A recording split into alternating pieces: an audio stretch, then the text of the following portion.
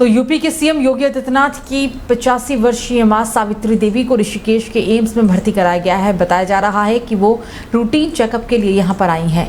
AIIMS प्रशासन की तरफ से बताया गया है कि मंगलवार को दोपहर 12 बजे सावित्री देवी को भर्ती कराया गया। उम्र ज्यादा होने की वजह से उन्हें सांस लेने में काफी दिक्कत आ रही थी। एम्स के विभिन्न विभागों के डॉक्टरों ने योगी आदित्यनाथ की मां सावित्री देवी के स्वास्थ्य की जांच भी की है। आपको बता दें कि सीएम योगी आदित्यनाथ 2022 में उत्तराखंड स्थित अपने गांव गए थे। इस दौरान उन्होंने यमकेश्वर में रहने वाली मां से मुलाकात की थी। कई सालों बाद वो मां से मिले और पैर छूकर उनका आशीर्वाद भी लिया था। सावित्री देवी ने अपने बेटे के सिर पर हाथ रखकर काफी देर तक बातचीत की थी और उसकी तस्वीरें और वीडियो भी काफी वायरल हुए थे।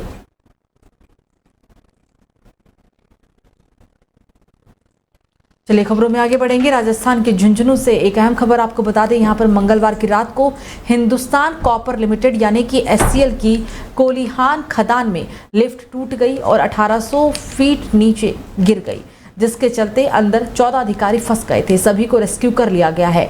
हालांकि 3 की हालत गंभीर बताई जा रही है और 1 की मौत भी हो चुकी है।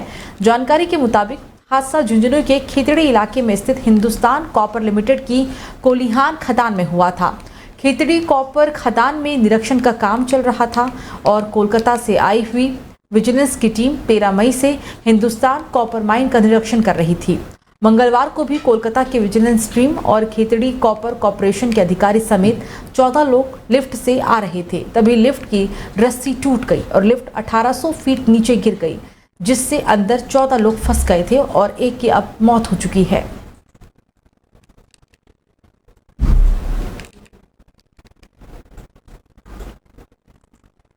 तो हरियाणा मंत्रिमंडल की अहम बैठक हुई है आज। आपको बता दें कि ये बैठक मुख्यमंत्री नायब सिंह सैनी की अध्यक्षता में हरियाणा सचिवालय स्थित सीएमओ के कमेटी रूम में हुई और इस बैठक को लेकर कई तरह के कयास भी लगाए जा रहे हैं। हालांकि बैठक में जहां आबकारी नीति को लेकर विचार मंथन हुआ, तो वहीं पर कई बातों पर मुहर भी लगाई जाएगी।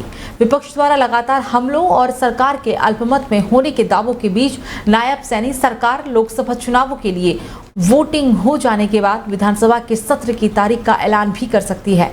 हालांकि मुख्य विपक्षी दल कांग्रेस विधायक दल नेता और पूर्व सीएम भूपेंद्र सिंह हुड्डा साफ कह चुके हैं कि कांग्रेस सरकार बनाने की स्थिति में नहीं है। बैठक में इंडियन रिजर्व बटालियन यानी कि आईआरबी के कांस्टेबल हेड कांस्टेबल को जिला पुलिस में मर्ज किए जाने के प्रस्ताव को भी मंजूरी मिल सकती है।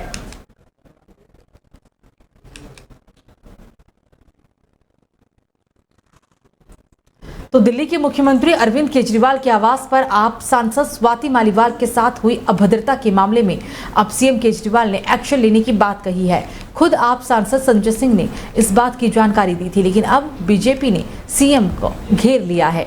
बीजेपी ने आरोप लगाया है कि स्वाति मालीवाल पर दबाव बनाया गया है, इसलिए वो खामोश है। दिल्ली बीजेपी के अध्यक्ष वीरेंद्र सचदेवा ने कहा कि सीएम आवास के अंदर एक महिला से गलत व्यवहार किया गया और आप कह रहे हैं कि एक्शन लिया जाएगा। ये सिर्फ यही दिखाता है कि आप संवेदनहीन है। अगर किसी महिला के साथ इस तरह की घटना सीएम आवास पर होती है तो कौन जिम्मेदार होगा? उसी समय पुलिस को बुलाना चाहिए। 26 घंटे गुजर जाने के बाद भी पुलिस किसी एक्शन लेने के मामले में बात नहीं कर रही है। राजनीतिक दबाव की वजह से ही स्वाति मालीवाल चुप है और पूरी घटना को दबाने की कोशिश भी की जा रही है।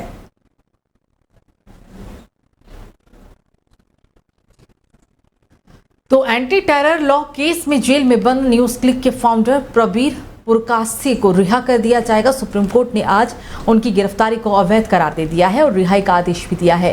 प्रबीर और न्यूज क्लिक के एचआर हेड अमित चक्रवर्ती को चीन से फंडिंग के आरोप में पिछले साल 3 अक्टूबर को गिरफ्तार किया गया था।